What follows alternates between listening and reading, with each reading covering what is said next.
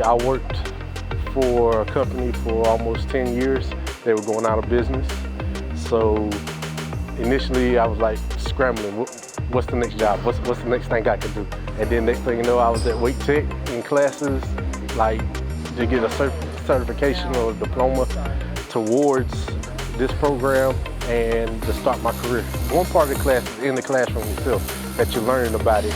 And then the other part of the class is you can come out here and put hands-on, and that's key.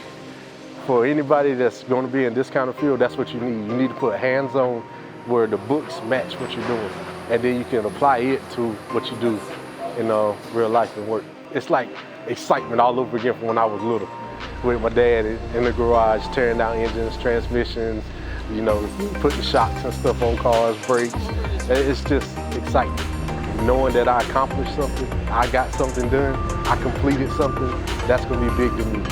Because going into this, it's like, I didn't know if I could. I thought I was too old to do it. I'm 34 years old, oldest guy in the class besides the teacher.